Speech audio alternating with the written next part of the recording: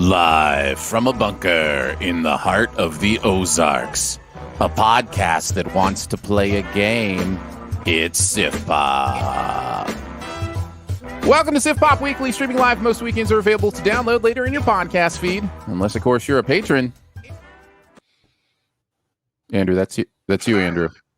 I can do it. I can do it. Do it, Ian. Do it. Patrons get perks. Patrons get those perks.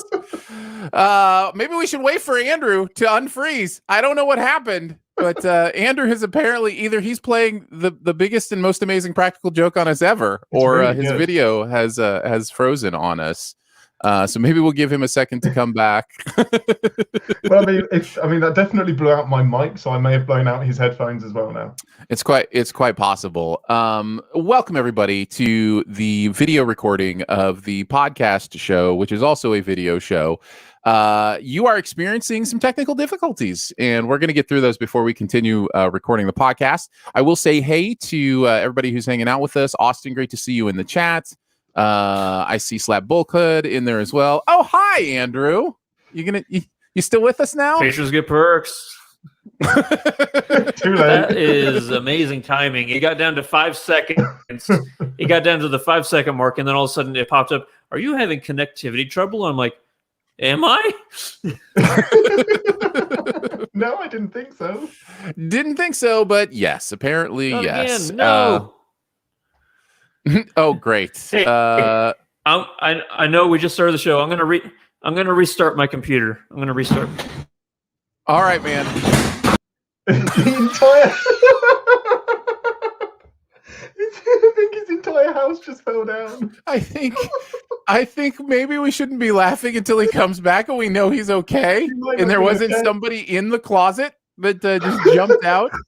Like Chris Rock was just in the closet.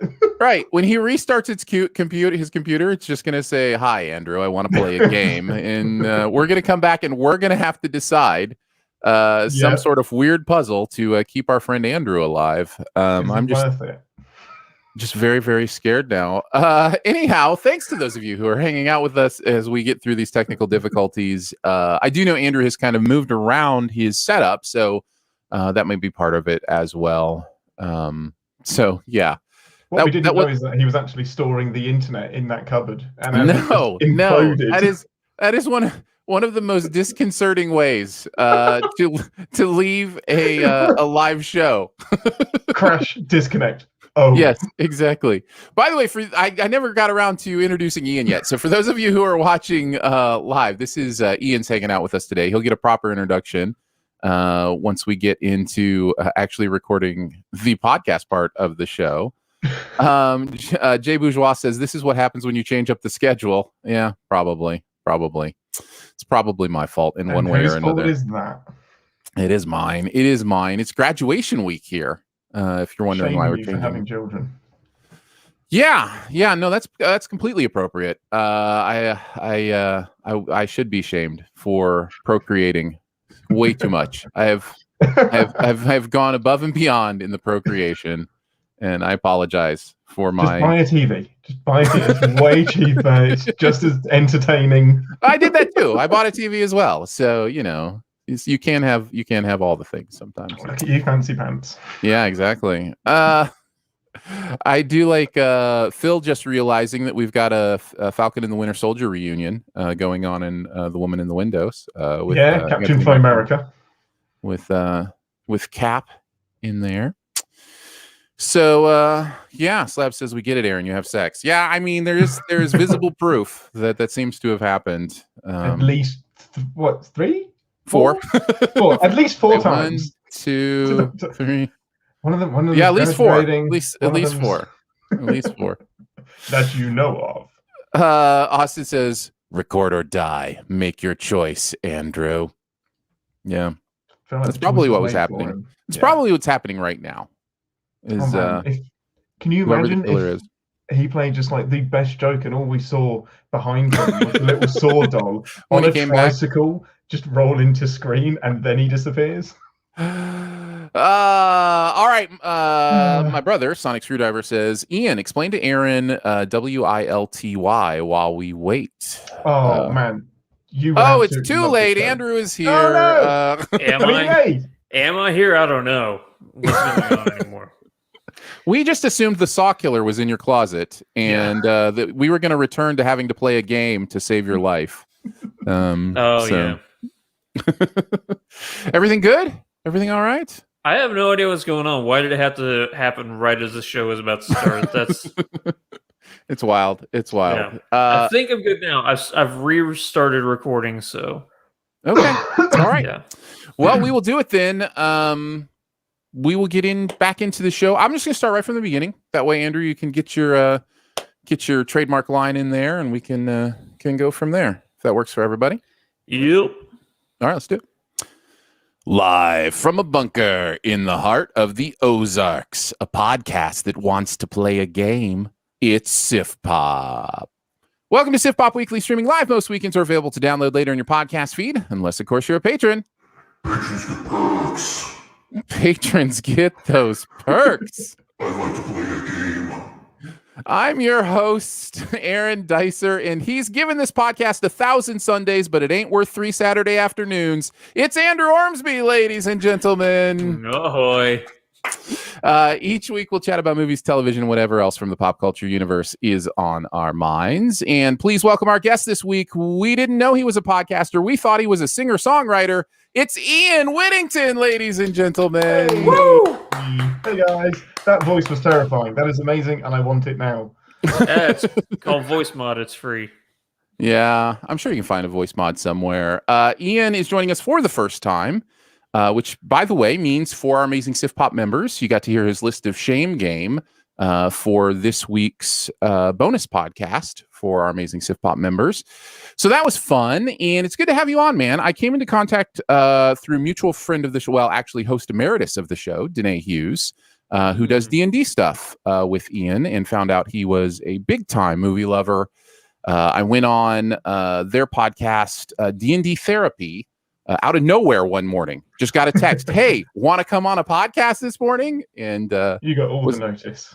Wait, was able Aaron, to do that. You got an invite to be on a D&D podcast before me. I know, right? Who would have thought of you it? a D&D man? Indeed. Oh, Aaron, see you later. Sorry. Yeah. Get off your own show. Yeah. So met him through that. We had fun talking Wallace and Gromit and some other movie stuff. You may have picked up Ian has just a little bit of an accent. Bit of a twang. A bit of a twang. He that speaks is because the King's English. Ian is from the UK and is on a podcast called An Englishman and an Irishman Go to the Movies. Is that correct? Correct. I play the Irishman, just to confuse everybody. Wait, is that true? No, it's not. It's absolutely okay. not. The entire episode would be very offensive because I can't do accents. I've heard your Southern U.S. accent. It's deliberately terrible. not. Yeah, not doing that. Nope. So we're happy to have Ian on the show, another fellow movie lover and a podcaster. And again, if you want to check out the podcast, it is called An Englishman and an Irishman Go to the Movies. Before we get into the reviews and all that stuff today, which we've got a great show heading into today, I do want to let you know that Sif Pop has been invited to have an HQ page on Letterboxd. Now, what that means is if you're a Letterboxd user, it's kind of the thing they do for websites, podcasts, media companies, where you can do lists of the stuff you're talking about on the show, link to articles where you have reviews on the website, all that kind of stuff. So if you're interested in that and you're on Letterboxd, just search for Sif Pop. And the HQ page should pop up there. And then when we do best ever challenges, that kind of stuff, those lists will be there for you to put on your watch list. If there's something we mention that you want to make sure you see, that will be available there for you. So again, that is on Letterboxd if you do the Letterboxd thing, which I do and have been really getting into this year and enjoying that. So yeah, I wanted to make sure you guys knew about that before we got into the show today. We've got all the usual stuff, buried treasure. We've got a best ever challenge, best ever W movies. We're going to talk about The Woman in the Window and Spiral for the movies today. So that's going to be the show today, and let's get right into it. Let's talk about Spiral. Working in the shadow of his father, Detective Ezekiel Zeke Banks and his rookie partner take charge of an investigation into grisly murders that are eerily reminiscent of the city's gruesome past. Unwittingly entrapped in a deepening mystery, Zeke finds himself at the center of the killer's morbid game. Spiral is, of course, the latest kind of reboot of the Saw franchise. Chris Rock bringing this one to us, Samuel Jackson in there as well. And I'm really, really curious about this. I have never seen a Saw movie until this week, and I decided to watch the first Saw movie before getting into Spiral. It is the one I had heard from most of my movie friends that I might enjoy. It's the purest of the idea, is what they said. You know, this idea of puzzles and the idea of, solving these, gruesome puzzles to figure out, what's going on and that kind of stuff. So that it would appeal to me on that level, if no other level. So we'll talk about our history with the franchise here soon, but let's go ahead and kick it off with our overall thoughts on Spiral itself. Did you like it, love it, dislike it, hate it, or it was just okay? Ian. I disliked it, verging on hated it. Ooh, so just okay. On that board, I'm going to stay in disliked it, but that might change the more I talk about it. I know that feeling. Yeah. I know that feeling. Andrew, what about you? I think Ian is like, well, I'm new on the show. I don't know if I need to come in with and hate it immediately. I've been here for a long time. I'll say I hated it. I really hated it. That makes me feel better. Good. Yeah. I'm gonna go hated it as well. Oh my God, this is a horrible movie. This is so it bad. is. I will say I'm willing to give it a high side of hated it, if that's a thing. Like, if you can go like, I hate this movie, but it's like the lesser hate I can have. Okay. I thought when you meant high hate, like you really hated it. Yeah, it's weird when you start talking about it that way, isn't it? No, I was looking for that distinction as well. Yeah. Yeah. I mean, as the so you got hated it down here at the bottom. It's up towards the top of the hated it, which means the least of the hated it. But at the top of the hated it, I can see why it's confusing. Anyhow, what I'll say is I almost didn't like it. Wait, what? That means you liked it. Right, exactly. Nothing is clearing anything up. Wait, no. What? Guys, I got a question. Is Chris Rock a horrible actor? In this? Well, I mean, this Fargo, is bad. Have you seen him in Fargo? Oh, was that this season or was the season before? It was this season. I haven't seen the season. No, okay. I haven't seen the last one I saw was the Ewan McGregor season. I liked him in Fargo. And I think, as with most people and most actors, material is going to play quite a role. Direction's going to play quite a role. Editing's going to play quite a role. I really give actors a lot of benefit of the doubt, because at the end of the day, they are very rarely in charge of the performance that's put on screen. In fact, oftentimes actors are asked to go against their instincts because a director wants something different. And so, I give actors a lot of benefit of the doubt. So it's hard for me to say Chris Rock is a bad actor, because I liked him in Fargo, for one, and for two, you just never know what happened behind the scenes. But yes, in this, it's rough, and he's not the only one that's rough. No, they're all bad. Everybody's horrible. In this movie, I think it sounds like maybe Ian and I liked it about the same. Ian, I'm going to start with you, because I want you to, I know for a fact you have watched the other Saw movies, and even in a weird way consider yourself a fan of the franchise. Andrew and I are not. This is definitely not up our alley. So I think we should start with you. Kind of give us your background on your Saw history, and then kind of lead that into your thoughts on Spiral. So it all started back in 1995. Well, if we're going way back. So the reason I like the Saw franchise, and I think I described it to you, Aaron, as I'm a Saw apologist. The thing I like about horror films is that they will get a reaction out of you. Like, if they're doing the right thing, they can do extreme things that make you go, oh, that might be, oh, I need to look away from this, or it might be, wow, that's unique. And Saw, the very first one, absolutely did that for me. Are we okay to spoil a film that came out forever Yes. and ever ago? Yeah, I think that's a cool. I mean, I know that these movies are twist based. They're very twisty. That's kind of one of the things they try to do. In fact, I've been told that as the sequels go on, they're just basically twist fests. They exponentially more twisty and exponentially less logical as it goes on. But go ahead with the. I mean, it's fine. So the ending of the mystery in the first Saw, and you've got your two chaps in there that you don't know why they're there. They don't know why they're there. They're drip-fed clues.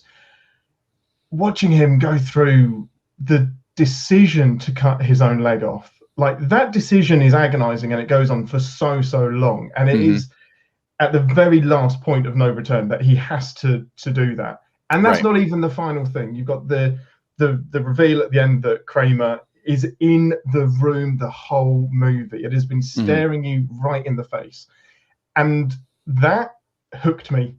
And I think I still watch Saw 7 because I enjoyed Saw 1 so much. And I was like, every single film, I think I'm chasing the feeling of the first film. I think Have you ever gotten close? Have you ever gotten close to that feeling? No. Maybe. No.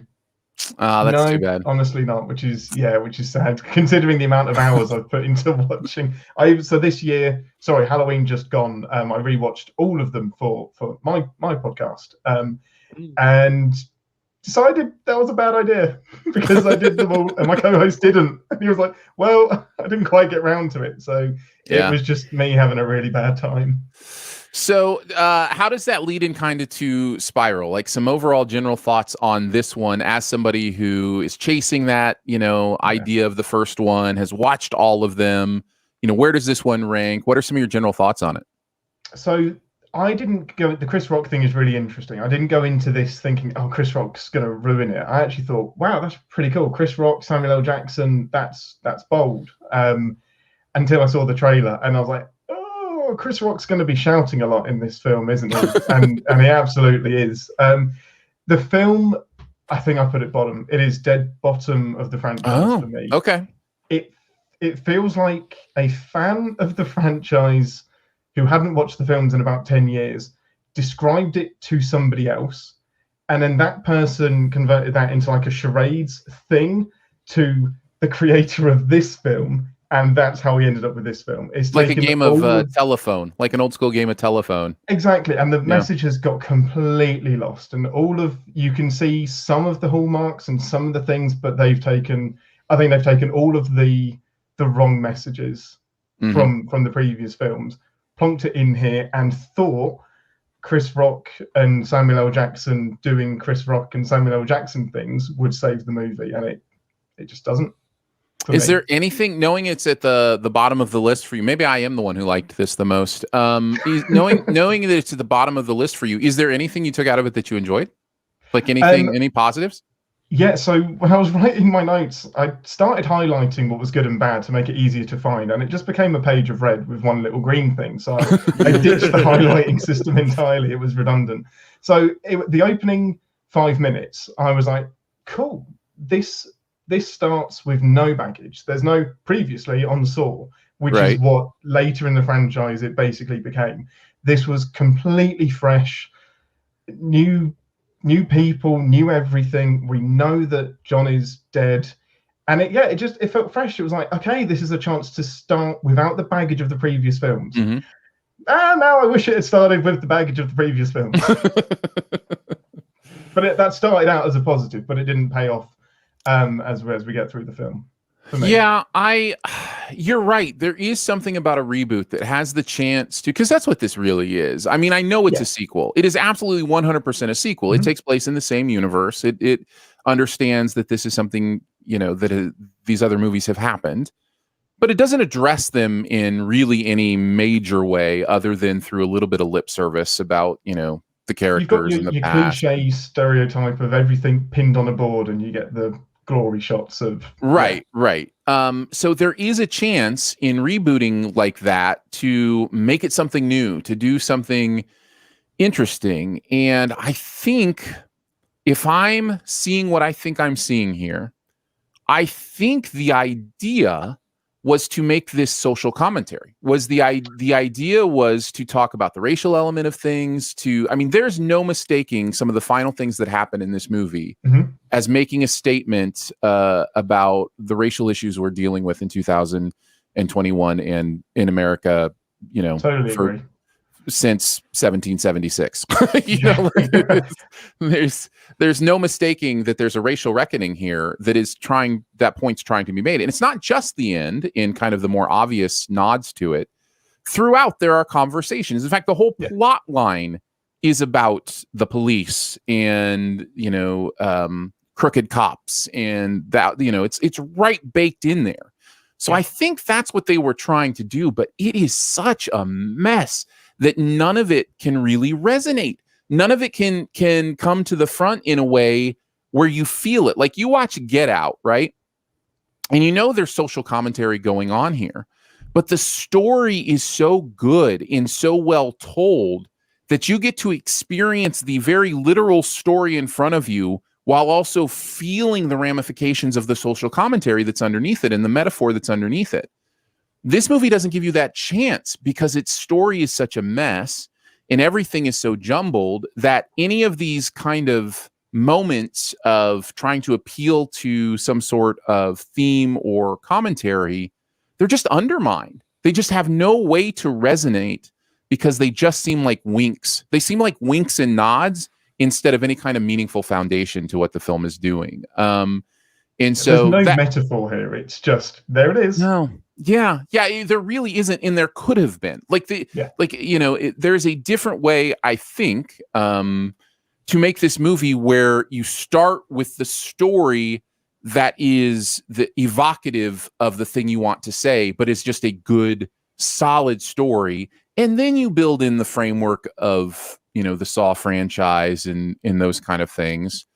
So yeah, that to me is the reason why I say hated it, but a very light hated it, high side of hated it, however you want to say it, because I do want to give respect for what I think they were trying to do, but I also think they fail at doing it. So, it's kind of one of those, it's almost more disappointing in that way. But yeah, I did want to give credit for that. I think a good analogy is that is the framework thing. So Star Trek is a framework for telling stories like this, and the Saw franchise may not be the first place you go for these deep commentaries on society, but absolutely could have been. Like I said, it absolutely could have done that, but it just took a sledgehammer to it instead of any kind of precision tool. It reminds me a lot, in fact, of the first season of the Jordan Peele Twilight Zone reboot, because that first season of that Twilight Zone reboot felt very much like this. Messy stories that hammered those metaphors. It wasn't a metaphor, it was just right there in front of you, a lot more didactic than the Twilight Zone has been. Second season did a little better, in my opinion, but it's that same thing of finding that balance of just telling a great story that has those themes and messages underneath where they're able to resonate, where you can find that foundation and then translate them. And in this movie just doesn't do that. Andrew, what are some of your general thoughts? I think you're on the lowest hated it bar here. Well, talking about, the metaphors and the social commentary, stuff like that, I think, and obviously this is a white man in America's perspective on the whole thing. So they're getting that, Sure. right up front. But it seemed like it was too extreme, like it was too ridiculous for me to believe like whatever social commentary you were trying to bring to the forefront is kind of negated by this unrealistic delivery of like how a system works, or how we're supposed to believe that something like this could go on without any kind of insight, or if there was insight that it would be. I'm trying to, while talking about it, trying to, pitter patter around, the actual storyline and stuff like that, which also going back to the actual structure of the story itself, what I liked about the first Saw movie is that it decided it was going to be a A horror Time's up. movie. I know. You're done. Yeah. See you guys. No, but it was a horror movie that decided that it wasn't going to follow the formula that had been set in stone since like the 70s. There was going to be an interesting twist. And granted, I think that the first Saw movie kind of revolutionized and gave fresh blood to the horror genre, because there were new interesting horror movies that came out after Saw, and I do think that Saw, the original one with Carrie Ells, had something to do with this new life that had been brought to the horror genre. But at the same time, this movie is so paint by numbers on the new Saw formula that all the big twists and everything that we are coming to expect are so painfully obvious that there is nothing in this that you find, ooh, I didn't see that coming. This is a total paint by numbers Saw horror movie. I think I've seen the first one and then the next two and this one. I don't know how many Saw movies there are total, but I've seen more than one. 9, I think. How many? 9, I think. 9? Yeah, I'm not kidding. It's not. You've got 7 main ones, and then Jigsaw, which was a prequel spoiler, and now this one is number 9. Yeah, and 10 is apparently in the works, which will quite cleverly be called Saw 10. Yeah. Oh, yes. But I think that this movie, because of the way it was marketed, this is not. I guess we could say this isn't Jigsaw. We've said that already, right? I think that is something. Well, I guess with this series you never know, but I mean, if you know the Saw movies, you know it's. I was still waiting for it to be Kramer's Jigsaw. dead. Yeah. Right. Yeah. That hasn't stopped him in any of the other movies. Yeah. That's true. That has not stopped him at all. But this movie was marketed as we are revamping this franchise, And whenever you hear that, what it told me, and I guess I was wrong, is that we're going to go back to the basic formula. This isn't going to be a gore fest where, it's just bloody and gross for 2 hours and there might be a twist in there. It's going to have an intricate philosophical meaning behind the horror that is, and that discussion that you're having, like, whether this is penance or whether this is ramifications or God calling on your sins or anything like that. There was something about that first movie that built up to the end where Carrie cuts off his foot. It wasn't, that's not the first thing. And I feel like I'm just revamping the whole first Saw movie. But yes, there are like Let's just do that instead. Yeah, there are parts of that movie where you get like flashbacks to previous murders and stuff like that. But it all comes down to that central story with those 2 guys in the cellar. Why are they there? What do they have to do? It was a suspense thriller that had gore elements. It wasn't a gore film that tried to do suspense elements. One of those can work, the other can't. I'm having thoughts. Apologies, it just happens. But is it possible that Escape Room stole some of the ingenuity behind what some people liked about Saw? Like that, there's this idea that the puzzle making of the whole thing was really part of the formula that people really enjoyed about that first movie, and maybe parts of the others, I don't know. And something like Escape Room, that's what it's about. It's the puzzle solving. It's because in the first Saw movie, you have the X marks the spot where you have to turn off the lights. Like you've got these moments where there's like almost escape room elements to it. And so I wonder if like that's because I think they're going to make more of those. They should make more of those escape room movies. I think that was, really fun. But I wonder if that's if escape rooms in general or just our idea of them have filtered to a way where a movie like Saw's like, well, I don't want to play in that universe. That's a little mainstream. That's a little, you know what I mean? Like I don't know. Meta. That is such a meta way to make your own film. It's like the thing that my original film influenced, I'm not going to be that thing anymore. Wait, what? Right. You are the thing that you influenced because you're the thing that. But so my love of horror actually goes straight back to The Cube, which is my favorite horror There you film go. of all Yeah. time. And that is a Saw film before Saw happened. And it's an escape room type film. It's too. an escape room, and that just taps. That's probably really weird, but it taps into something in my brain that I like. But I really hope never happens to me. Well, I think what it is, I mean, if you really want to get deep on the psychology of it, the idea of an escape room and the idea of what you're dealing with is that human need to be able to escape the worst parts of our life through our gifts and our intelligence. Like the idea that no matter what happens to us, we want to know we're smart enough to get out of it. And so it appeals to that part of our ego, that part of who we are as humans, that's like, yeah, you think you've got me trapped, but I'm smarter than you. Like, you know, so there's definitely something about it.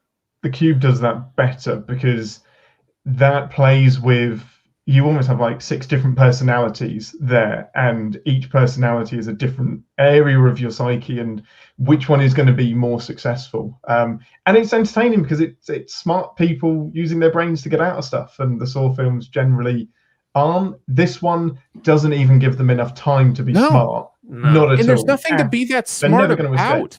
No, there's nothing to be that smart about. Like it's just a choice. Do yes, I want to exactly. live, or do I want to not live? There is no puzzle here. And that's the Andrew, you mentioned how predictable you felt like any of the twists in this were, and you're so dead on with that, at least for me, in that this is one of the strangest things. I don't even know that we need to do a spoiler cast on this. And how do you do a Saw movie where you don't even need to talk about the spoilers to talk about the movie? Like that's really frustrating. You know what I mean? Like it's I don't know. It's so telegraphed. It is so telegraphed. There is no one. Sorry, there's no one else it can be. The twist of. There isn't. And that reveal is really the only twisty thing the movie tries to do too. So it's which I don't know. There's nothing to it. It's very shallow. It's paint by numbers, but it uses somehow the wrong colors.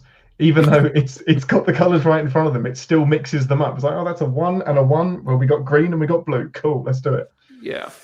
Yeah, there is the all the wrong lessons thing. I think you mentioned that, Ian. You know, I think there is also something about this franchise that has become mired in we've got to do grosser and grosser things, darker and darker things. You know, it's always got to be about dismemberment or, you know, whatever the case may be. And it's like, look, the first Saw movie wasn't successful because he cut his leg off. That's not why that movie was successful, right? Like, I mean, at the end of the day, and so you're taking the wrong lesson. Like, it's not the dismemberment that made that movie good. So so frustrating. Aaron, you haven't even told us what you thought about the first Saw movie yet. Like, did you like it? Or? Sure. I didn't, but mainly because I liked the stuff we're talking about, and we have talked, I think, many times about like gore is just it's one of those things that feels, and this is the only word I know how to use in that it communicates what I'm trying to say. It feels pornographic to me in many ways. In other words, it feels to appeal to this really base part of our violent nature that I'm not, it doesn't appeal to me in that way. So there is that element of the original Saw film that just feels so full of darkness that, or gore or grotesqueness, as it were, that it just, you know, my needle goes like this, where it's like, oh, that's kind of interesting, but I didn't need to see that. No, I don't need that. Yeah. So in fact, there's, you know, the one sentence review of the Saw movies for me would, if I had to see them all, probably would be, I didn't need to see that. That would probably be my one sentence review. But yeah, it's so I did not like it. However, I did see why people do, and I do think it's a smarter movie than this one is, and then I assume the other Saw movies are. I have not seen those. It's doing some interesting things, but like I said, you know what? And that's maybe why I like Escape Room more than most, because it has that stuff, but it's not about the gore, even as it's about the tension. and about the kills or whatever. It's not about them being grotesque or showing things that, you know, are ultra violent or those kind of ideas. Well, with the first movie, you have that centralized location. So since you're stuck in that room with these guys, you get to invoke that detective element of your mind where you're looking around the room with them and you're trying to solve the puzzle. Where in this one, I'm going into it thinking, oh, I'm following the detective. I'm going to get to try and solve this with the detective. Maybe he's going to pick up on things I don't, or maybe I'm going to pick up on things he's missing. But everybody's so dumb in this movie that it's, and also they don't give the audience time to try. Not that there is a puzzle to solve. It was like you said, do you want to die or do you not want to die? You know, there's no puzzle to this movie, and that is the thing everybody loves about the first Saw movie is the puzzle element. How are they going to get out? Let me see if I can figure out how to get out of this before they do. Let me see if I can solve this before they do.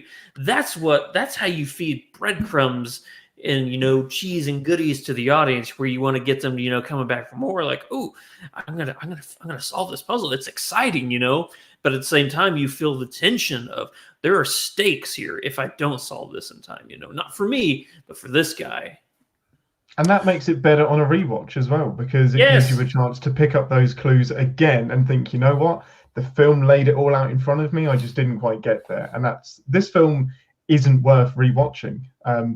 And our Jigsaw in this film, in inverted commas, lays it right out in front of us. He says, "You bring me the cops, and I'll kill them." It just puts it in front of you. It's like there is no attempt to get out of this. There is no puzzle. They are just going to die. Inverted commas. Is that quotation marks? Quotation marks. Yeah, okay. Sorry, that might be an English thing. Sorry. No, I just wanted to make sure, because you said Jigsaw in inverted commas, and I was like, oh, quotation marks. Quotation marks. I get it. That was a more fun puzzle than this entire movie. Was me figuring out.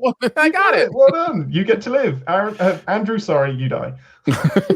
Oh, I would definitely die in a Saw thing. It would. Yeah. I also think there are some of the quote unquote puzzles that are not puzzles. Let's just say contraptions, machines, whatever. Did you mean inverted commas? Yes, I did. That aren't even clear what's really going on. There's one involving glass that makes no sense to me whatsoever. Like I get the idea behind it, but it's like, what is he supposed to do? What are you trying to figure out from that? Like it's just, oh, this would be cool. Let's see if we can show this, because the actual setting up of it, which would have taken ages to set up, is not worth any kind of payoff that is unclear what the payoff would be. Like, you know, it's just, it's ridiculous. Themselves used to be metaphors, and the film starts with it. The tongue trap is, I'm not going to say it's clever, but it is. Well, it's at least metaphorical. Reflective. Yeah, it's reflective of why that person is in the trap. Later on in the film, it's just like, yeah, no, that's cool. Let's do that. You're right. There's no meaning behind them. Yeah. I cannot wait for a movie that actually shows a jigsaw trap that doesn't work. Like he had one bolt that wasn't tightened all the way, and then it just throws off everything else. And the person's like, that happens. Wait, it does? It does happen in one of the. It's because it's not Jigsaw that makes the trap; it's somebody else, and they botch it.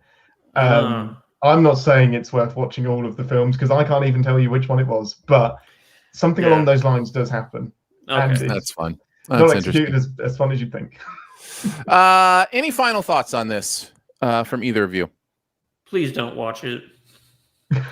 Yeah, it's not. Actually, not you're the horror guy, so I guess no, don't do that. I'm not. Compared to Aaron and I. Yeah, yes, the three of us. Yeah. So I guess your recommendation, whether or not you think this is a worthy horror film, would hold way more weight than what we'd have to say. Don't watch it. I have two final thoughts. Which, sorry, I'm going to break the rules. Did anybody know or get a attempt at Tarantino feel at the beginning with Chris Rock talking about Forrest Gump and the There's a little bit of that, random conversations. It's kind of so the chap that made this film has made 3 other Saw films or directed 3 other Saw films. So it felt like he's being extremely self-indulgent and you know what, I'm going to have a bit of a play here, and just didn't work. And it didn't really carry through with that character either. You No, know, it doesn't make any sense. Well, no, there was one more moment in the car where he kind of got a little, you know, when he was talking about relationships and that kind of stuff. It was a little more like it felt to me like here's a chance for Chris Rock to do some stand-up. That's what it felt like to me. 100%. It was dragging in some Chris Rock stand-up. Yeah, I can end on a positive. And that is the theme tune just absolutely got me. So even though the crescendo at the end of this film doesn't deserve the bum bum bum bum bum bum, it was still there and it gave me tingles. And I was like, no, don't enjoy this. This is bad. Bum, bum, bum, bum. You can't use my nostalgia against me. Yeah, how dare you? How dare you? Very nice. The movie is Spiral. It is in theaters, and we didn't like it, so we don't think you should see it. Nope. All right, let's move on to The Woman in the Window. Agoraphobic Dr. Anna Fox witnesses something she shouldn't while keeping tabs on the Russell family, the seemingly picture-perfect clan that lives across the way. This is Amy Adams, Julianne Moore, Gary Oldman, Wyatt Russell, and Anthony Mackie making a return together. Falcon and not Captain America coming together. By Brian Tyree Henry. Tracy Letts wrote this and is in it as well. Jennifer Jason Leigh showing up here too. Big cast, lots of interesting stuff going on. Directed by Joe Wright. There's certainly some talented names involved here. It's on Netflix. What did you guys think of Woman in the Window? Did you like it, love it, dislike it, hate it, or it was just okay? Andrew, you start this time. Hey guys, what if we made Rear Window but bad? I'm gonna go with I didn't like it. Close to okay, but I didn't like it. Yeah, Ian. I'm firmly in liked it. Okay. I liked it. Great. I'm firmly in didn't liked it. Sounds like I liked it the least of the 3 of us. Ian, sounds like you liked it the most. So why don't you start? What are some things you liked about The Woman in the Window? I mean, there's some themes that are right there that are really worth talking about, but I really, really enjoyed the way this film was shot. In particular, there is some stuff that they do with the camera work and some shots in particular. So the kitchen and the car is probably enough to not spoil anything. That I thought was fantastic. Maybe it was taking the metaphor a bit too far, but just the way they show anxiety and just how difficult that can be. And I think the film does a great job of putting you in Anna, the character's shoes. Felt a little bit like the father in that respect of it's tricky. I can see why people wouldn't like it, but I personally think it does a really good job of showing that. Nice. Andrew, what about you? What are some of your general thoughts? Well, I do think that Amy Adams does give a pretty good performance in this movie. The way that she is able to fully realize this character is impressive, because doing a character like this and agoraphobic, you know, it can be difficult. Well, at the same, because there has to be more to the character than just a symptom, you know. And I think that she does a really good job of humanizing this character, making her care about, you know, what she used to do, like as a psychologist and stuff like that. You really feel that, like that you feel a need to protect, while at the same time feeling trapped by an illness. I think that she does a really good job with that performance. There are some elements, like you said, with the way this movie's shot. Like you said, there's an element with a car that I thought was, ooh, I like the way that was shot. That was beautiful. Yeah. There are a lot of beautiful shots in this. Switching to cons real quick before we just still in general. The payoff for this movie is unwarranted and undeserving. That I So, totally agree with. yeah. 100%. The ending Yeah. kept me back from loving it. I was kind of loved it right up until your third act, and then it just lost me. We all had a similar experience, but like a varying degree, like a different starting point. I was okay with this movie for most of it. I was like, okay, all right. I'm not having a great time, but you know, the performances are all right. I get what it's trying to do here. And then that last 20 minutes happened or whatever it is, and I was just like, no, this movie's terrible. I was like, it changes genre. It really entirely does. changes genre Yeah. for no good reason at all, and a little Some bit of the insulting choices as well. Yeah. Yeah, totally. Some of the choices it makes in that last 20 minutes is just like, Wow. was this the movie you thought you were the whole time? Like, Yes. Did I miss like, something here? yeah. Was this Did you telegraphed in really some think way? this is what we were doing? Like, Yeah. you know, it's really strange. Yeah, Really that's a strange shame. some of those choices it makes. You know, there's yeah. Gardening tools, man. Gardening tools. Oh, I'm just no saying, need.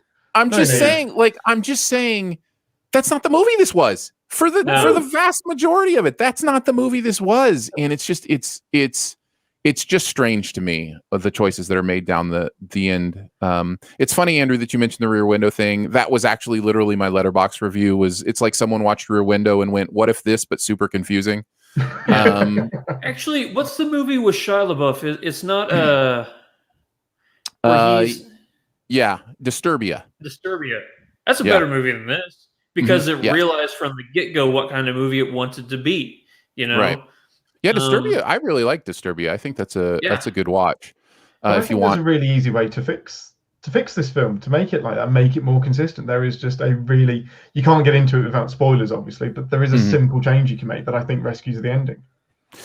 I'm interested to hear it. I think we will do a SIF spoil on this one because there are some things that happen towards the end. The movie wants its twist moments, and okay, fine, have them, but you know, so we'll talk about we'll talk about those in the SIF spoil. But there's plenty of to talk about without spoiling this. One of which is the confusion for me, which was a big deal to me because I understand unreliable narrator. I understand the idea of the audience can choose what to believe about what they're being shown and about what's happening and who it's coming from. But this movie to me seemed really inconsistent in the way it would lead you towards what you were supposed to believe or what you weren't supposed to believe. The movie is doing some purposeful confusion here that I just don't think is necessary and kind of undermines, you know, what it wants to do overall. And for me, I got to the end and I was just like, okay, I think I can piece together what the story is, but you didn't give me the pieces in a way that made that an attractive journey for me. Yeah. So, yeah.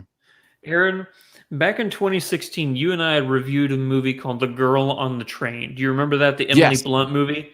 I do. This feels a lot like that movie. Yeah. Not with the similar titles, you know, Woman in the Window, Girl on a Train, stuff like that. Sure. Yeah. The female on something, you know.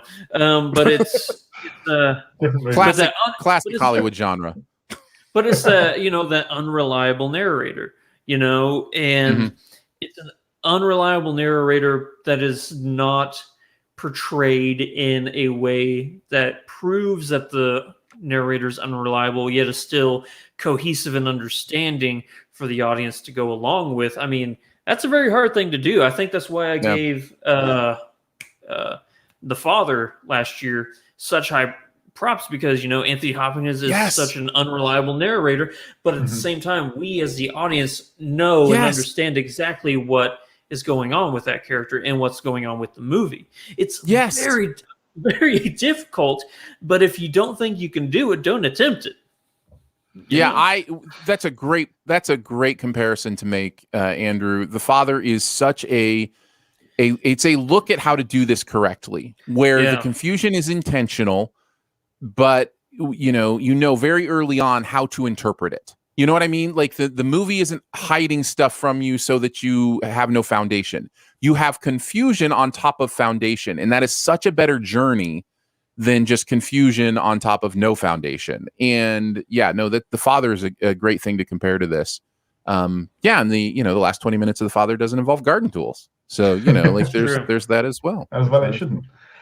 For me, I actually I was okay with the confusion, and I think, I don't know, it might be personal experience, but I understood where it was going, and I'm not going to say happy to sit in it, because that is the wrong adjective entirely. Sure. But I was okay sitting in it and understanding that this is how anxiety works, and this is, you can question everything. You can have that need for repetition, and the gaslighting in this film is on another level, and the amount of victim blaming as well. And I had just, for some reason, went into the film with the faith that it was all going to be explained at the end, and it is. But perhaps not. It is, and that's exactly why I'm where I am and liked it. It didn't bug me as much as I think it bugged you, but I totally get where you're coming from. Yeah, I just think the movie could have done more, subtly or not subtly, to help the audience find a foundation of how to interpret the confusion.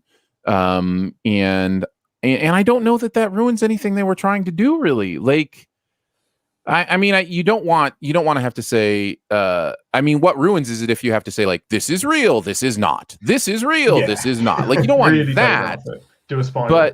But there are, the beauty of the best movies that have a big story turn at the end is you want to immediately rewatch them, because you have new information that unlocks the puzzle that you were watching before. And this movie just doesn't really have that. No. The key piece of information it gives you is just like, yeah, but it doesn't unlock, like, why this was this or this was this. I don't want to give details because I don't necessarily want to spoil, but there are identical moments, some of which are eventually revealed to be foundational, and some are revealed to be not foundational. And it's like they're identical in the way they're presented, they're identical in how we experience them.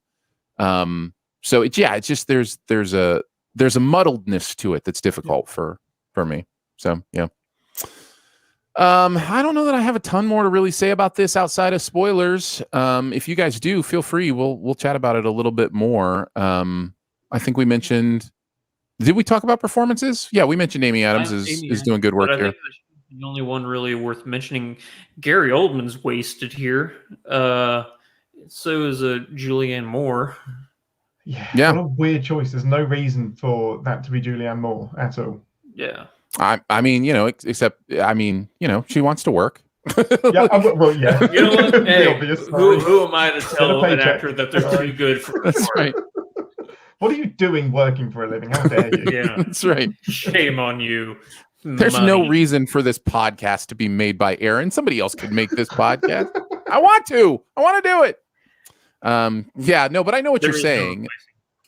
I know what you're saying. It does feel like Oldman and Moore are both in a situation here where I think there was a moment where probably the general idea of making this movie is that it would be an awards contender of some sort. Like that's the only thing I can kind of think. Yeah, because you've got a lot of names that kind of go down that road, and the parts are there. Amy's always in the conversation for awards, and certainly Gary and Julianne are as well. So yeah, you get the sense it's like, that there's maybe some supporting actor kind of thoughts possible here, but not in the way it's presented.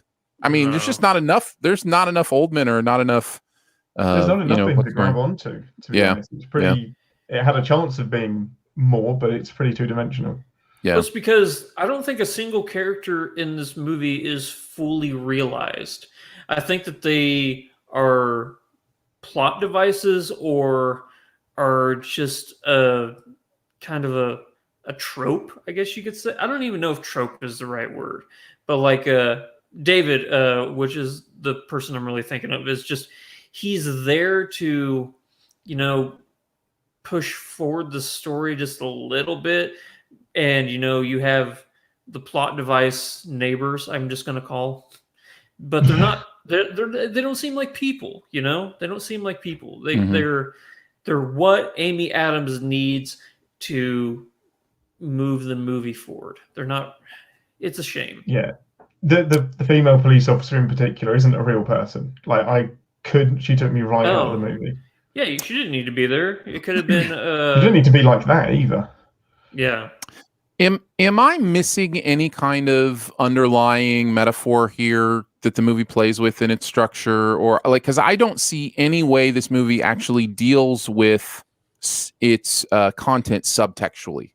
Like the idea of anxiety and agoraphobia, there could be some interesting ways to deal with that subtextually, where like she's, you know, in the same way that we talk about what was the movie that dealt with dementia. That was a horror movie, a Relic. In the same way that Relic really starts to amp up its metaphor, you know, as it goes on. There are some ways I think you could have seen this do that. And I don't know that it did, but maybe I missed it. Something that Relic did very well, and I think they could have taken that element and implemented it into this movie, is turn the house into a character. If she wants to be in this place forever, make it feel like there's a comfort, Sure, you know, to this house, but there isn't. It feels void and barren and just bordering on a haunted house. Yeah, bordering on a haunted house. Which, by the way, they say she lives in Manhattan. That's a 3-story. She's a trillionaire. Yeah, how expensive is that house? That has got to be a multi-million dollar. Nah, there's mold. There's mold. So that brings the level. I forgot there's mold. Crucial plot device. Yeah. I wouldn't say that there's necessarily metaphors, but there are some definite triggers that I spotted and appreciated. So every time that Anna wakes up, it's very sudden. There is no routine of I'm going to go to bed now. So it's hard to interpret if what we just saw was a dream or if there was a blackout. It's just bam, waking up next day. And that was something that was consistent throughout the film. And the reaching for the phone as well, and then totally freaking out when the phone is lost, and that's her security blanket. So I more appreciated the little tells and the little nods to anxiety rather than the consequences overall. I think that, you're right, that could have been done way, way better. Well, that is The Woman at the Window. That is on Netflix. It is not a recommend from me, but it sounds like, I mean, if you already have Netflix, it sounds like there's enough there maybe from Ian that he might say, go ahead and check it out if you're already paying for Netflix. If I was recommending it to myself, I would. I don't know if I'd recommend it to anyone else because it's a weird recommend. It's an odd one. All right, let's move into the best ever challenge. But before we do that, just a reminder that if you want to be a SIFPOP member, you can. That happens at Patreon, patreon.com/SIFPOP. Want to let you know we are reinstituting the monthly hangouts at SIFPOP. So if you want to be a member, those will be happening again. Doing some fun stuff in the tiers as well, including content that is ad-free for you if you are there, and some other fun stuff. If you want to check it out, you can go to patreon.com/SIFTPOP and check it all out, and as well as the bonus episodes that show up in your podcast feed too. So again, thank you to our current members. We really do appreciate you. Thank you for believing in us and wanting us to keep doing this. And if you're interested in being part of that crew, just head to the patreon.com/SIFPOP link, and that'll get you all set up. All right, let's move on to the best ever challenge. We've got best ever W movies. So we're going to do best ever movies that start with the letter W. Now, obviously, in a category like this, it's a fairly wide range of films. I have kept mine to like my all-time favorites. There are certainly great movies that I will not have on my list. All the ones I will mention, including my honorable mentions, are actually in my top 200 movies of all time. So that's, that's what happens sometimes with these wide categories. But we'll have a good time. We'll go number 5 to number 1. And if you've got something higher then somebody who mentions it before you, make sure you trump it so that you can talk about it when it's the highest on your list. So whoever's got it highest gets to start the conversation when we get there. Let's see. Ian, why don't you kick us off? What's your number 5? I'm so excited to do this, by the way. Number 5, I've got The Warriors. Nice. Oh, come out to play. Yay. This film, man, this is one of my early film memories. Probably earlier. Sure. Not probably. Definitely earlier than I should have been allowed to watch it. But it's just a movie I watch with my dad once a year. It's one of the most unique films I've ever watched. I think it's brilliant. I think it's such a good film. This is on my list of shame. I've only seen bits and pieces of it. I don't know why that makes me happy. I've seen a movie. You haven't. Josh. I've heard good things. It's just, I just haven't gotten around to checking this one out. So, Andrew, I don't think you'd like it. I don't think you'd like it. Oh, okay. I probably will see it eventually. Andrew, have you seen The Warriors? List of shame as well. But I have seen the clip come out to play. Yay, Yeah. It's just a touchstone. That scene in particular is fantastic, and it has one of the best non-vehicular chase scenes ever put to film, in my opinion. Nice. Andrew, what do you got at number 5? I'm going to go with the Taylor Sheridan movie, which I was really upset we were not reviewing his new movie this week. But that'll be next week. That'll be next week. Yes. Okay. But for this time right here in the Best Ever Challenge, I'm talking about Wind River. Ah, yeah. Honorable mention. Nearly made my list. What? Is this my favorite? Is this my favorite Taylor Sheridan movie? I think it is. I like it more than Hell or High Water. Wow. Hell or High Water is so good. I know. I guess I like this movie. I think this movie is really well done. I just didn't like it as much as you did, I think. No, this movie hit me like at the perfect time. I don't know. Yeah. It was just the perfect chemistry between these two Avengers and and the story that they are in. Aaron, or actually both of you, have either of you guys watched Yellowstone yet? No, I haven't gotten around to watching it. It is on my. I have such a long list of TV things I need to watch. Yeah, it's super good. You can definitely. I believe it is good. Everybody tells me it's good. Yeah. I have such a hard time starting dramas. I just like when I want to watch TV. I want reality junk. I want sitcom laughs. Like I get enough drama in my movie watching that I just think like for TV, it's just like, I don't know if I want to watch, Costner Western for hours and hours and hours and hours. Cause then it feels like, like a, 20-hour movie. And I'm just like, I'm not ready for that. Yeah. Enough people have recommended it to me that I trust that I'm going to watch it. Yeah. Yeah. Oh, apparently he didn't even direct Hell or High Water. He just wrote it. Correct. Yeah, I thought he directed that one too. I mean, the guy has written a lot of stuff like Sicario, Hell or High Water, all those goodies. But this Wind River, I think, is just the way that it brings in the element of the life on the reservation and how hard that is, and suppression, stuff like that. On top of a murder mystery, I think that this just hits all the right notes for me. Yeah, it's really good. I think it is absolutely a fine choice for number 5. Yeah. All right, my number 5 is Wonder Woman 1984. Just no, kidding. It is not. Get out of town. Kidding. That's just trolling Danae, who is watching right now. So no, my number 5 is Waiting for Guffman. I love it. This movie is so much fun, and I don't know how many of the Christopher Guest movies you have seen. Back when he was absolutely nailing these improv movies, it's great. And of course, Spinal Tap is kind of the first in that series, although that is technically Reiner. That's a Reiner movie, not Christopher Guest. But you've got Best in Show, you've got all that crew there. But Waiting for Guffman was kind of one of those first ones that I was like, oh, this is fun. This is really fun stuff. So Highly Well, recommend it. Every character, it's a character film, you know. Yeah. I'm just gonna go home and bite my pillow. It's so good. Lovable character, yeah. It's absolutely wonderful. So yeah, Waiting for Guffman is my number 5. All right, number 4s. What do you got, Ian? I will be shocked if I don't get trumped on this one, but Wally.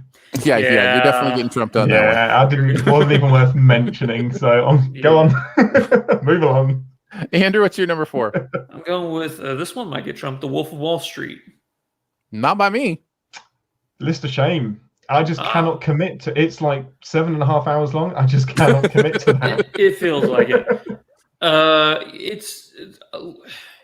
I know why people don't like this movie, and especially I know why somebody like Aaron doesn't like this movie, because it's the glorification of the lifestyle that you it can feel that way. Sure. Yeah. But at the same time, it's such a wild ride to see, like, this happened. This really, there are people out there like this. That is what I find intriguing about this movie. Like, I can't believe that there's somebody out there who is this obsessed with money or this power hungry or stuff like that. And then at the same time, you have this element, which I'll just quickly touch on, of, the Kyle Chandler element of this movie. Like, I'm going to get you, like, the power of law versus the power of money, which is more powerful, And it's interesting. You have that scene with them on the yacht, like when they're going back and back, like, I'm going to get you. He's like, no, you're not. It's a very different yet very similar to in Heat, when you have De Niro and Pacino sitting across from each other in that diner, and they're just like, "Oh, we're not so different, you and I." How they're both, they're standing for something. It's a fun movie. It's bananas. I think. Yeah, I think one of the other things is the performances in this are so intoxicating. Leo is so incredible in this. Jonah Hill, right? Jonah Hill is incredible in this. Kyle Chandler, you mentioned. Yeah, that scene with Leo and Kyle on the yacht is just, it's captivating stuff. So I totally get it. I get why people love this movie. So yeah, there you go. Wolf of Wall Street in it. Andrew's number 4. My number 4 is Wreck-It Ralph. Nice. I love this movie. I think Wreck-It Ralph is slowly becoming underrated. I think it is so fun. Lots of interesting, like, Easter egg type video game things that are fun to see, but don't, like, take away or dominate, the story and what's going on. I love the themes here of, what it means to be labeled, what it means to be thought of in a certain way, and how hard it is to break out of that, to find community. Lots of really great stuff here. Great performances, lots of fun. Wreck-It Ralph is my number 4. On to our number 3s. Ian, what do you got at number 3? I don't know if this counts, so I have an alternate just in case. But and it's to do with the length, really. It is a movie. Wallace and Gromit and the Wrong Trousers. You can count it. Yeah, listen, I'm never going to keep you from not counting Wallace and Gromit. And what's interesting is it counts on the Wallace and Gromit and the Wrong Trousers part. So you've got it. Yeah. You've got it either way.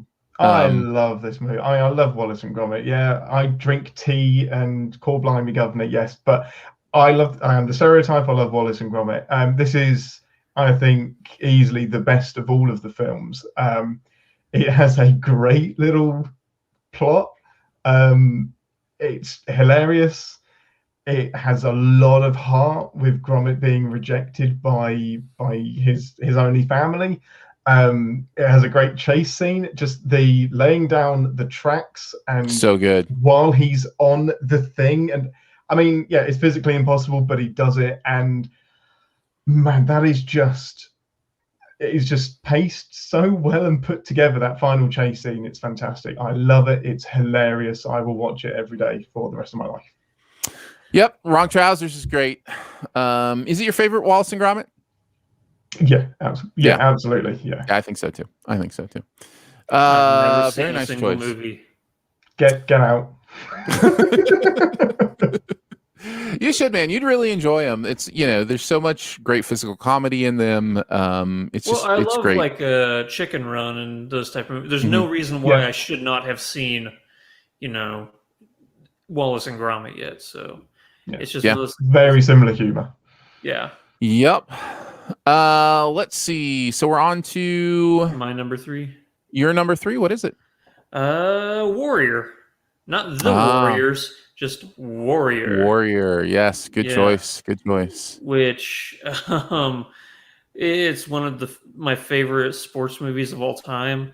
The elements between Joel Edgerton and Tom Hardy, it's amazing. Nick Nolte gives a career best performance in this movie. This movie's so freaking good. It's so good. Yeah. Yeah. Warrior's great. Have you seen it, Ian? Yeah, I have. It's brilliant. Honorable mention. Yeah. Definitely. I love it. Yeah, for It's sure. great. For sure. All right, that brings me to my number 3. My number 3 is What About Bob? Bill yeah. Murray, Richard Dreyfuss.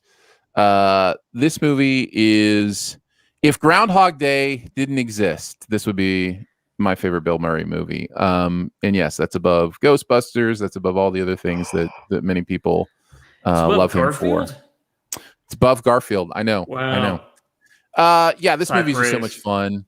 And I think this is one of those movies that builds in such an it has such an appropriate build to where it's just crazy by the end, like what is happening, but you believe it because of the build of this character and the effect that he's having on his new counselor, psychiatrist, and their family. So yeah, this is so much fun. This is so much fun. I think you and I, Aaron, we've recently had a discussion about how you really couldn't make What About Bob in today's world. No, I don't think you could.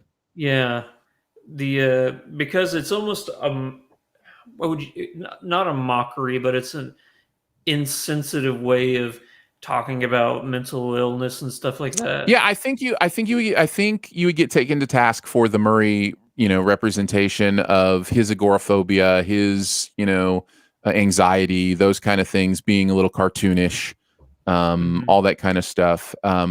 Strangely enough, though, it's not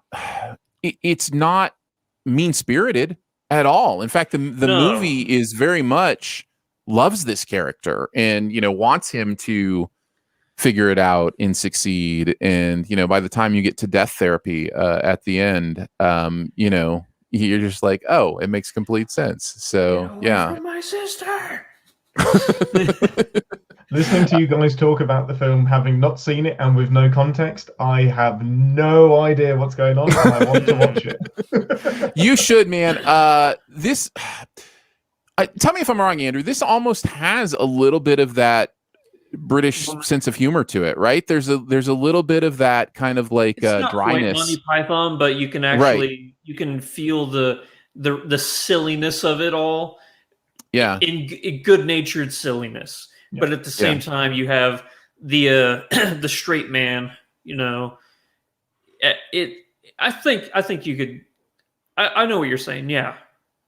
There are a few movies I quote as much as this one as well. There's just so many quotes that have made its way into daily life. Like I'll be quiet, I'll be peace. I'll be peace. Oh, I love it so much. I'm sailing. I sail. I'm a sailor. Like there's just so much in this movie that's just is that corn hand shucked? There's just like line after line that just comes to me in my daily life. So yeah, Ian, high recommend. Knock it up that watch list for sure. What About Bob is my number 3. All right, number 2. Whiplash. That's going to be trumped. I guess it would be. Yeah, I nearly trumped myself by moving it, but that sounds weird. But yeah, fair enough. Yeah, don't do that. Andrew, what's your number 2? This is where I have Wally. Me as well. I have Wally at number 2 as well. Yeah. So we can go ahead and talk about it. That's fine. So Wally was number 2 for me and for Andrew, and Ian, you had it at number 4. Is that correct? Yeah, I did. So on all of our lists, rightfully so. Mhm. There's a little bit of Wallace and Gromit here too, in that Yes, like absolutely. it's got that physical humor, that no dialogue for the first 20 minutes of the movie kind of thing, and it pulls it off so well, and you just fall deeply in love with this little robot and what he's doing. And as this robot falls deeply in love with this mysterious stranger from the sky, and it's so good. Yeah, Put So googly eyes on anything, and it's immediately a film. Put them on a carrot, put them on anything, and you've got yourself a movie. Sure. What's amazing about Wally is that he lives in a world of destruction, yet in this world of just trash and grossness, he finds beauty.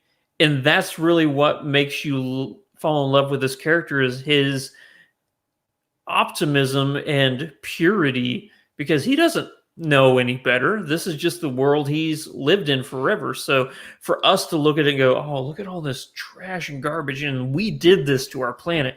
He's going around like, oh, look at this. This is pretty. When he finds the case, it has the ring in it. He throws away the ring and he's like, oh, look at this little case. It's got a little mouth to it. It's stuff like that. And then you go back to his home and he just has, the conveyor belt of his treasures, It's such a pure movie. And I say that not only because of his, emotions, but also, like Aaron said, the dialogue. It's a movie that is driven solely by emotion. I guarantee you, if you were to look at the script for this movie, it would just be a whole bunch of Wally, Wally, Wally, Eva, Eva, Eva, Eva, Eva, Wally, Wally, Eva, Eva, Wally, Eva, Eva, Wally. You got yourself until you get to the people. Yeah, I have massive amounts of respect for a film that can convey that with such little dialogue, and convey so much emotion through something that isn't human as well. No, it's great. I love it. Yeah. All right, we're to number ones. Andrew's and I are obvious, but Ian, what is yours? It should be fairly obvious. It is The Wrath of Khan. I dropped the Star Trek prefix. Oh, you did. Sorry. You did. I hope that's okay. If not, I don't care. Oh, yeah. It's still at the top. I'll accept it. Yeah, man, this movie. It's not my favorite Star Trek movie, but it's my favorite W movie. It's chef's kiss. It's perfect. It is the Star Trek movie I watched growing up. And when I say I literally mean the. I didn't see any of the other Star Trek movies until I was much older. But for whatever reason, we had a VHS of this, and I wore the snot out of it. I sat there transfixed by the ear creatures and this Botany Bay. This buff. Botany Bay. yes. I really have a soft spot in my heart for this one. Drew's as talking well. about the whales. Wasn't that in 3? The one with the whales is 3. Yeah. No, okay. 4. Sorry, that's the Voyage Home. It's the Voyage Home. Search for Spock. Search for Spock is 3. That's think. right. Yeah. What's I know it's way down the line in Next Generation, but Nemesis was always one of my favorites growing up. Yeah. It's the Nemesis final of the TNG films, and it's the most hated Star Trek film, Nemesis. But I like it. Well, the one with the Borg is First Contact. I'm just going to. I thought Nemesis was Borg as. Oh wait, no, you're absolutely right. Nemesis is Romulans and Remans, and First Contact is the number 2 Star Trek film for me. It's great. That's the Borg. Yeah, that's the one I'm thinking of as First Contact. Then. Yeah. I don't know why I thought that one was Nemesis. Oh well, they're both very green. Like the posters are green, the tone is very green, so I can see the confusion. Yeah. Oh man, I love Star Trek. It's good stuff. Ian, are you an original series or are you a next gen? Which one are you? Everything. Plug it into my brains. The original series is unwatchable, and I will not recommend it, but I love it. But yeah, all of Star Trek, just get it inside me. Love it. Do you watch the Orville? Yes. Now we could totally do a detour here and go off onto all sorts of things. I really like the Orville. I'm not an Orville fan. So do Aaron and I. We love the Orville. I think it's great. I think it's doing what Star Trek Discovery can't do. And I think it's plugging a hole that us Trekkies absolutely need, so that Discovery can go off and do its new things and get the new audience, and then leave us old people to enjoy the Orville. Well, and then you've got Lower Decks coming back here pretty soon too. That's I don't know if you checked out Star Trek Lower Decks, but yes, of course I did. that's a lot of fun. I still need to pick that one up. Yeah. It's good. It's good. Yeah, it's much more Orville. It will just again tap into that's a reference, but it's got some good stories as well. Yeah, it's animated Orville with more explicit references. Okay. Yes. Yeah, 100%. So and by explicit I mean clear. Not not vulgarity. Yes, there's a few adult things. Well, there's a little bit of that as well. All right, time for our number one, Andrew. We've got Whiplash here. Ian had it at number 2. It's safe to say if we had to pick one together, it would be this one at the top. Such a great movie, Andrew. Crazy enough, I think you like this movie more than I do. It's my number 3 movie of all time. Yeah. So why don't you kick us off with just some thoughts on Whiplash? I mean, we've said it all before, but go ahead. Yeah, sure. I think that Whiplash is technically the best movie ever made. I think on a technical standpoint, I think it's the best movie ever made. Performances, perfect. Story, perfect. Cinematography, perfect. Pacing, perfect. Everything about this movie is perfect. I mean, J.K. Simmons is one of the best movie villains ever. And he's a band teacher. It's insane. You're not wrong. No, when this movie comes down to that final drum solo, it's one of the, and they both look at each other, and they give each other that nod. It's crazy because you don't know if Miles Tellers is now a villain in this movie. If he has drank the Kool-Aid and it's some weird form of Stockholm syndrome where he's like, you're right. In order to be the best, I have to put myself through whatever you're putting me through, because that's what the greats before me did. And the audience, we're all just going, no, everything that J.K. Simmons is doing is horrible and wrong. But I guarantee in the back of everybody's mind, there's a little bit of a story going, he's horrible, but are his methods without a proof of concept? It's such a sneaky conundrum movie, right? Like we talk about conundrum movies where you walk out thinking about, the choices that are made and are they ethical and are they moral, and you think about it for a long time. This is not a movie because it's so good, because the story's so good and it's so well done. You don't necessarily walk out of it thinking it's a conundrum movie, but it sticks with you in that way, because honestly, at the end, like if you think about it as far as winners or losers, you don't know who won. Who won the movie, and it's like maybe both. I don't know. Both did. Or no one. Yeah, the way I took the ending, and this is just for my own headcanon, is that Miles Teller did that. It was a massive screw you, and then he never plays the drums again. And then that's it. So I can see how, maybe he goes on to be a teacher and falls into the same ways as J.K. Simmons. But I imagine that's it. I'm done. I will never play the drums again. That was enough. Yeah.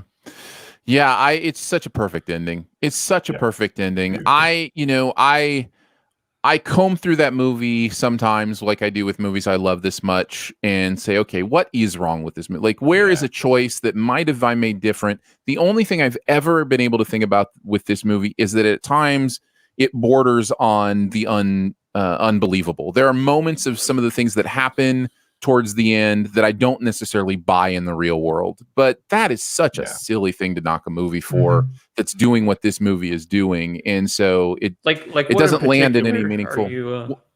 What's that? What in particular do you find?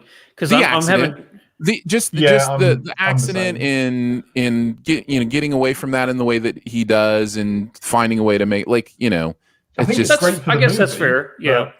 It is great gets for the movie. something, It's but, perfect. yeah. It's perfect Yeah. for the movie. I'm just saying in like, okay, I'm going to put on my reality glasses and go, okay, does this really happen this way? Probably Yeah, not, probably. but who cares? I mean, yeah. So what I'm saying is that is the closest I get to finding flaw with this movie, and it's not really that close.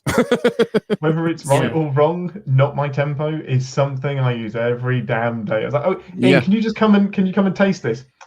It's good. It's not my tempo. Not my tempo.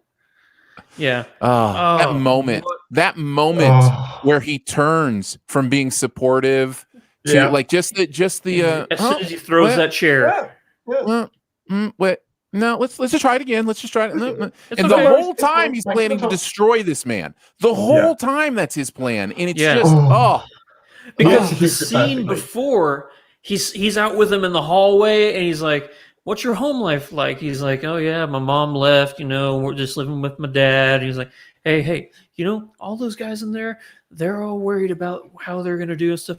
You just worry about you. And if you worry about you, you got this, man. You got this." And then they go back inside, and he's like, "It's okay. It's not quite my tempo. It's not my tempo. But let's try it again." And then it builds to the chair. He's like, "Why do you think I threw that chair at you?" And he just goes off, and he uses everything that he just learned about him. Oh my gosh, J.K. Simmons, you horrible monster teacher, man. I feel like the three of us like this movie. I feel like a little bit. I feel like we enjoy this movie. Which feels a bit bad because it is a horrible, horrible story about a horrible, problematic man. But we love it. Yeah. Well, but not quite as much as Wrath of Khan. It's a much better film. Yeah, but come on. He's rightfully. This is City Alpha 5. Okay, you convinced me. All right, let's talk about honorable mentions. I'll go ahead and throw my three out, and then if I miss some that you guys have, because like I said, I really only went with my best ever. I did want to mention all of them. All of the W's, sorry. Every W mention is going to happen here. I wanted to go with classics, Wizard of Oz and West Side Story. I really love both of those. I definitely think those are worth mentioning. And then one that not many people would mention, but is one of my favorite movies of all time, What Lies Beneath, is a really great Hitchcockian thriller that I enjoy. And so I wanted to throw that out there. I don't think it gets enough love. So What Lies Beneath was another W movie I love. Yeah, I love that film. Yeah. Ian, did you have any honorable mentions?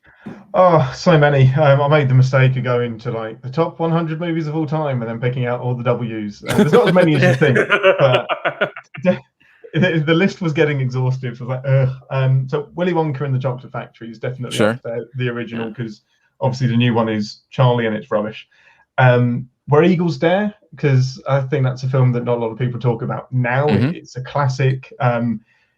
When you talk about Clint Eastwood, it's usually the westerns. It's not something like this, which I think is brilliant. The original Wicker Man, I actually really like. Weird film, but I think it's fantastic. Walk the Line, Johnny Cash biopic, and Where the Wild Things Are would probably round out my list. Nice. I like that weird movie. film, but I love it. That didn't read the books when I was younger, but that film just caught me on a good day, and I think that film was mismarketed. I think that is one 100%. of the main reasons that film doesn't have the love that it deserves is because it was marketed as like a family drama, kind of thing, and it is just this weird, quirky look at what it feels like to be a child. It's way more Donnie Darko than it is family. Yeah, it's not meant for children because children don't understand what it means to be a child yet. It takes exactly that. Yeah, so, there's no context. Yeah, I love it. It doesn't get enough love. Yeah, I agree. Andrew, what about you? I'll just throw out three because with a category this broad, you could go on for hours. But I'll go with Who Framed Roger Rabbit, one of the best animated movies ever. Wayne's World, which is one of my all-time favorites. It's like how you are with What's Eating Bob, or What About Bob? What about Bob? Yeah. What's Eating Gilbert Bob? What's Eating Gilbert Bob? Yeah. What's Eating What about Bob? Yeah, actually, I'll throw out What's Eating Gilbert Grape. Yeah, but like What About Bob? Wayne's World is that quotable movie for me. you know, Yeah. where you're just feeling yourself quoting all the time. And then finally, I'll throw out a movie just from my childhood. It's not one of the greats, but it was near and dear to my heart for so many years. I'm going to go with Willow. Willow was also mentioned in the chat. Yeah, that's a good Was one it? to mention too. Yeah. Others mentioned in the chat, War Games was mentioned, and Shall we play a game? let's see, Won't You Be My Neighbor, which I think is a good one to throw out there too. That's definitely a good movie. So I saw that one in the chat. And Danae wanted us to mention the movie that she loves is Woo Woo McChew, and so you know, I like for sure I like should have been Drew Wonder Woman. War's Star. Yeah, no, that doesn't work. That doesn't work. All right, we're ready for Buried Treasures, guys. It is the guest privilege to go last on this, so I will kick us off. We almost did this for a main review, but did want to get some conversation on it. I'm not sure if I'm the only one that's seen it, but Wrath of Man is a movie, Guy Ritchie movie that just came out recently, and wanted to talk about that at least just a little bit because it may be my favorite Guy Ritchie movie. Now that's, I am, when I say that, please understand the other Guy Ritchie movies just kind of miss me a little bit. They're a little bit over the top for me. And this is very dialed down, and I really appreciated that. Now, that doesn't mean it's not kinetic. That doesn't mean that Statham, isn't kicking butt. It just means that it's not, mile a minute, heavily accented dialogue and craziness that reaches the extremes. It's a very straight line story about a man who is trying to right a wrong, and I followed it. I was with it the whole time. It never lost me. I never had a moment where I wanted to check my phone. It held my attention. I think it makes some artistic choices, like the structure and the timeline of the movie is set up in a very interesting way. The opening scene is downright artistic, and really, really enjoyed it. So this movie's better than it has any right to be. And also being dialed back in that way really gives Statham a chance to show that he can act. Like, he can really act, and he does some really good stuff here. So not sure if either of you have seen it, but I will throw it out there and just say I did enjoy it very, very much. I haven't seen it, but I'll know if I'll like it based on this question I'm about to ask you. Okay, good. How many caravans are in this movie? What do you mean? What do you mean by how many caravans are in this movie? How many caravans are in the movie? How many caravans? Periwinkle Blue. I don't know if I should be offended or not. I don't know. I don't know how to answer your question, Andrew. I'm sorry. I wish I knew how to answer that question, but I hope I do get to see it. I'm not a Guy Ritchie man either. Not a huge fan, but I did like The Gentleman. I really like The Gentleman. And I think it's hard to say The Gentleman is toned down, but it is compared to something like Smoking Aces or Snatch. Well, then this is definitely toned down. If you think The Gentleman is toned down, just wait till you see this. I'm looking forward to it based on that. I think The Gentleman was like a good callback because, he'd done like the Sherlock movies and stuff like that. And then when he did The Gentleman, it's like, oh, okay, Guy Ritchie is going back to what he knows, like his original formula with Lock, Stock, and Snatch and Smoking Aces and stuff like that, and Rock and Rolla even. And I actually just rewatched The Gentleman the other day, and I think I liked it even more than when I initially watched it. Like, I'm coming around to really liking that movie a lot. Yeah. I'm really interested to see what you think about this one, Andrew, because I have other movie loving friends who love Guy Ritchie's older stuff who didn't like this because it's so much different than his usual film. So I'd be curious to see kind of what you thought about this one, but I really enjoyed it. I thought it was well told. I do like his other movies that aren't in that kind of tempo, using the phrase from earlier. It's not quite his tempo, but like, the Sherlock movies and stuff like that. I do like those movies. So and I definitely am going to see this one for sure. Very nice. Andrew, what do you got? I'm going to go with a book. We haven't done books on Buried Treasure for a while. You guys remember Andy Weir, writer of The Martian? Yeah, Yeah, of course. He just released a new book this week. It's called Project Hail Mary. It is definitely it's space, except this is more space. I don't know. It's more grandiose than The Martian. The Martian is while it is space, it's all about one man, on a planet trying to survive. This is it's so much larger than what The Martian is. If I could compare it to anything without getting into spoilers, I'd say this movie is way more interstellar than what the first book was.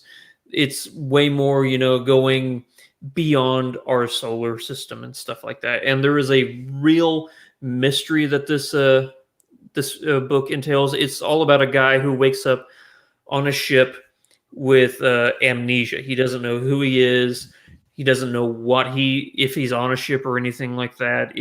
There's a whole you find out who this guy is as he does. It's really fascinating. And while I'm giving it all that praise, I will say that I think that The Martian just begged to be adapted to film. It was just perfect to be adapted. This one might be a little difficult to adapt. It's not like it's roughly the same amount, but like things that happen in it, I think people would find too ridiculous. There's things that happen in books, like when you read it, that it just contextually they make it seem more realistic because they can have narrative dialogue to just him or to explain away why you should believe that this makes sense, that they can't really do in a movie. But at the same time, I think that this is a fascinating story. And if you like Andy Weir, if you like The Martian, I do think you'll like this one too. Nice. Ian, finish us off. What's your buried treasure this week? So I have to go with something English, which didn't really narrow it down as much as you might think. So you're going with an English muffin. Indeed. I would like to recommend crumpets, please. And caravans.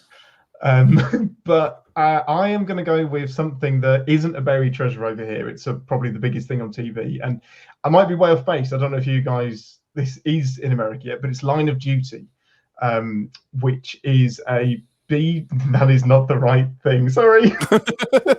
Good effort. Sorry. But so Line of Duty is it's a TV show that's absolutely huge over here. You can get it on BritBox and a streaming service called Acorn, which is in the States. It is brilliant. It follows it's the equivalent of internal affairs in America. So it's a department that is investigating institutionalized corruption in the police force. Okay. It is fantastic. Have you ever seen Luther? Because it's Luther. very similar to that. Is this the one with Adrian? Is it the one with Adrian Dunbar and Craig Correct. Parkinson? Okay. Yes, correct. Yeah. It has an fantastic. 8.7 on IMDb. That is Huge. Amazing. And the That's 1.3 that it dropped was because of the final series. Season, sorry. Has it fully wrapped up then? It's fully done, or are they going to make some more? As they say it is, but this thing is just a license to print money. So why wouldn't you make more? Especially as the final season. The final season I liked. It's not on the same level as the other 6.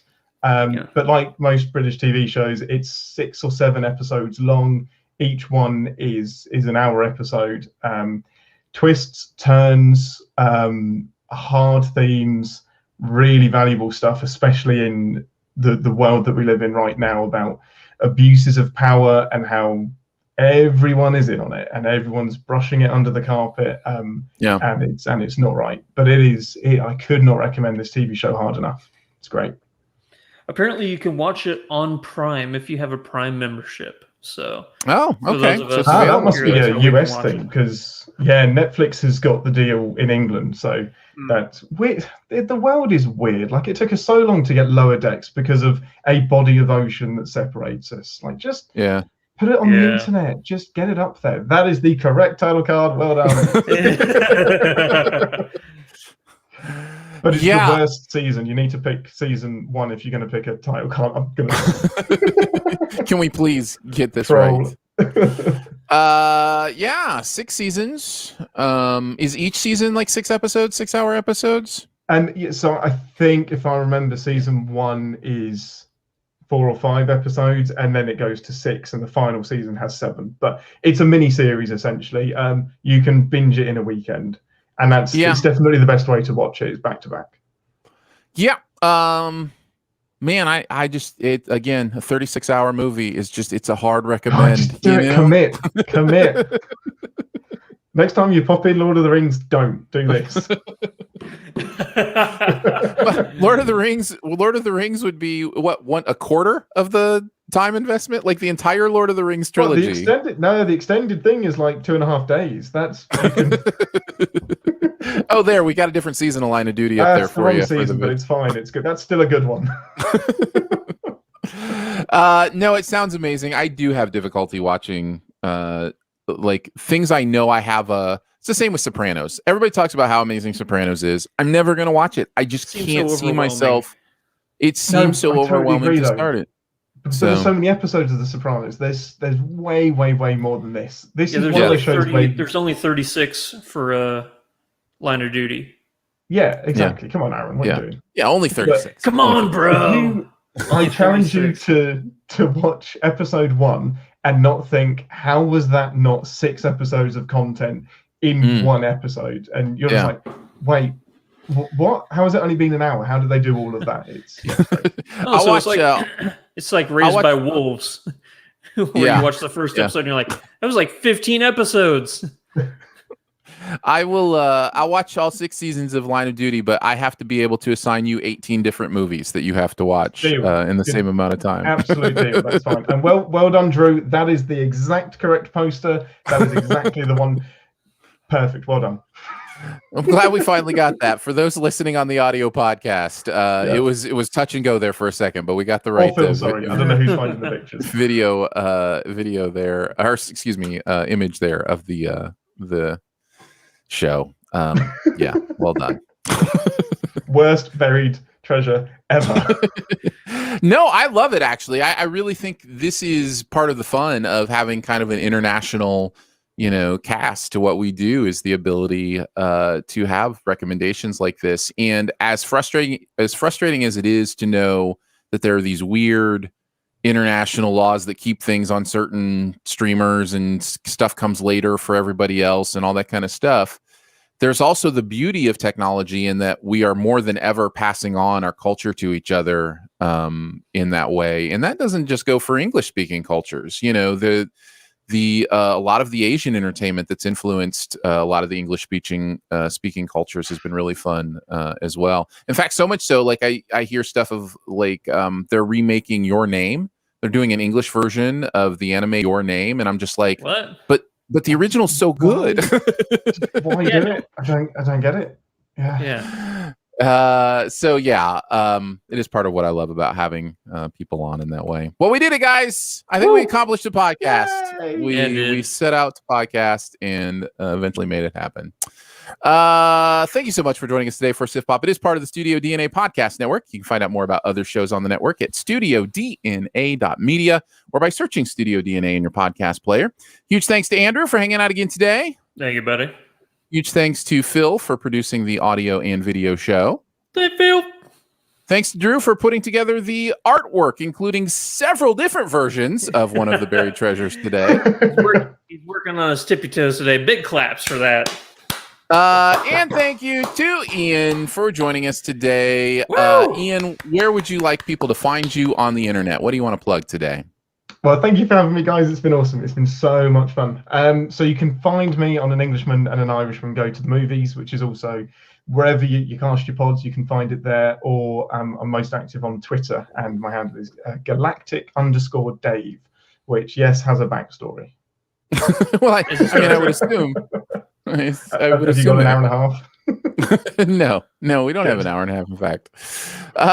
We do appreciate you and hope to see you again on the show. If you want to support what goes on here at SIF Pop, you can do that by becoming a SIF Pop member and giving monthly. Support starts at $3 a month. There are levels with access to the bonus episodes, ad-free podcast, monthly hangouts, all sorts of fun perks. You can check that out at patreon.com/SIFPop. Lots of ways to connect with us. Feel free to leave a comment, a rating, or a review at Apple Podcasts, or you can email us feedback@siftpop.com. And finally, if you're having a good time, your movie-loving friends will probably like the show too, so make sure you let them know about it, and that listening is much easier than holding your tongue. We will be back next week with some more fun reviews. Those Who Wish Me Dead and Army of the Dead. We'll have a very dead show next week. So we will see you then. All right.